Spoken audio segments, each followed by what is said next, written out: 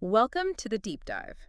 So today is April 22nd, 2025, and that means, well, yesterday was Earth Day. That's right, Earth Day 2025. Quite a bit of energy around it, as always. Definitely. And that's what we want to do today, sort of unpack that energy. We're going to be digging into what Earth Day really signifies, especially thinking about yesterday's events and discussions. Yeah, it's interesting how much online chatter you see. I bet searches for Earth Day 2025, even just when is Earth Day, were pretty high. Oh, for sure. People asking, is today Earth Day? Yesterday. It gives you that snapshot of global curiosity. Exactly, and that curiosity is kind of our jumping off point. Right. So the mission for this deep dive isn't just a recap. It's more about exploring the lasting meaning, the ongoing relevance, using Earth Day 2025 as our lens. And even though April 21st has passed, the influence doesn't just stop, does it? Not at all. It feels more like a catalyst, really, a way to kick off sustained effort. A springboard, maybe? Right. Propelling things forward for the rest of the year, like an annual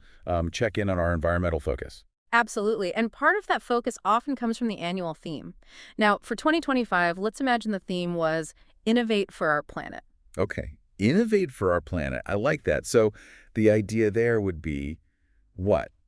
Highlighting new solutions. Exactly. Putting the spotlight on, technology, creative thinking, maybe policy shifts. Yeah. Basically, fresh approaches to tackling environmental problems. That makes sense. It gives a sort of direction to all the activity. And the activity is always so varied, isn't it? You probably had large-scale demonstrations, policy debates happening. Right. Big picture stuff, but then also the really grounded things. Like community cleanups, local workshops. Yeah, exactly. People getting hands-on in their own neighborhoods. Yeah. And businesses often jump in too, right? Announcing sustainability plans. Oh, definitely. Earth Day is a big platform for that. Plus, all the individual actions, people planting trees, trying to reduce their carbon footprint, that kind of thing. It adds up. And you can't forget the online side of things. No way. Social media campaigns, hashtags like hashtag Earth Day, maybe hashtag Earth Day 2025. Those spread the message incredibly wide. And virtual events too. They really connect people across borders, all focused on the same goal. It broadens the reach massively. It really does show this growing global awareness. And the messaging itself, those Earth Day quotes you see everywhere. Yes, the quotes from leaders, activists, scientists. Ordinary people, too. They really can spark reflection, can't they? And hopefully action. They often carry that dual message, I find. The urgency of the challenges, but also the hope, the potential for positive change. That's a good point. It's not all doom and gloom. There's often that element of inspiration. Exactly. And the visuals play a huge role there, too. Those Happy Earth Day 2025 images that were likely all over the place. Right. Pictures of stunning landscapes, wildlife. They do more than just look nice. They connect with you emotionally. Remind you what's at stake, why preservation matters. Fosters that sense of shared responsibility, maybe? Precisely. It makes the abstract feel much more tangible, more urgent. Which brings us to the enduring significance, doesn't it? Why does this one day, April 22nd, actually matter so much long term? Well, I think the consistency is key.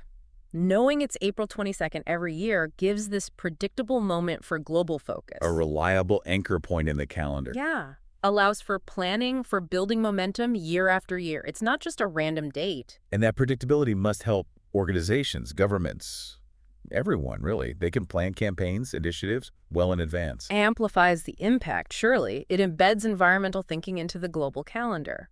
So when people search, when is Earth Day, the answer, April 22nd, is constant. But that consistency serves as a recurring reminder, doesn't it? A reminder of the planet's fragility. Yeah. And the need for ongoing protection. Exactly. Which leads to that other question people might have asked yesterday or even today. Is today Earth Day? Right. And today, the 22nd, the literal answer is no. But asking it highlights something important. That it can't just be about one day. Precisely. The spirit, the action. It has to extend beyond 24 hours. It needs to be part of our daily lives or choices. Integrated into how we operate. Yeah. And the word itself, Earth, it's so fundamental. Our shared home, this incredibly complex web of life we're all part of. And Earth Day really hammers home our collective responsibility to look after it. Yeah. And what about the term Earth Day? Sometimes you see it blended like that. That's interesting. To me, Earth Day kind of captures both sides. The celebration, appreciating the planet's beauty. And the call to action, the urgency. Exactly. Appreciation and responsibility all rolled into one. It's not just about the problems, but also about valuing what we have. So thinking about today, April 22nd, The day after Earth Day 2025. It feels like a key moment for reflection, doesn't it? Absolutely. A chance to process what happened yesterday, the discussions, the commitments. And figure out how to keep the momentum going, how to translate that energy into lasting change. That follow-through is critical, taking the awareness and embedding it into actual practices, Mm, policies, mm, making it stick. Definitely. Now, to really grasp why Earth Day resonates so much today, it's worth looking back at, well, how it all started. The history. Yeah. Right. It wasn't always this huge global thing. It really kicked off with one person's vision, didn't it? Senator Gaylord Nelson. Yeah, back in the late 60s, he was deeply concerned about environmental degradation in the U.S., pollution, habitat loss, Mm.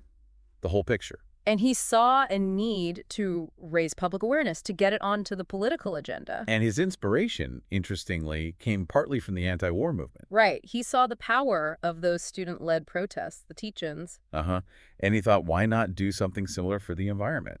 He proposed this idea of a national teach-in on the environment in the fall of '69. And then Dennis Hayes came into the picture. Yes, a young activist who took Nelson's idea and really ran with it. He organized that first Earth Day. April 22nd, 1970. It's amazing how quickly it took off. It really is. Millions of Americans participated in that first one. And the date, April 22nd, wasn't accidental, was it? There was some strategy there. Definitely strategic. It was a Wednesday, chosen specifically because it fell between spring break and final exams for most colleges. Ah, so aiming for maximum student participation. Exactly. Tapping into that student energy, which was so potent at the time. It was a smart move to mobilize that demographic. So tracing it from Nelson's idea through Hayes's organizing that first teach-in, right up to what we saw yesterday with Earth Day 2025, it's clearly become much more than just a day. Oh, absolutely. It's an ongoing call, isn't it? For awareness, for action, for commitment. A commitment to the planet's health. And yesterday's events, focusing on that theme of innovate for our planet, just added another layer to that ongoing story. Amplify the call, for sure.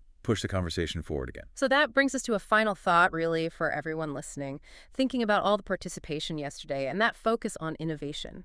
Innovate for our planet. What single action do you think has the potential for the most significant long-term positive impact on our planet? That's a big question. Lots to consider there. It is something to mull over.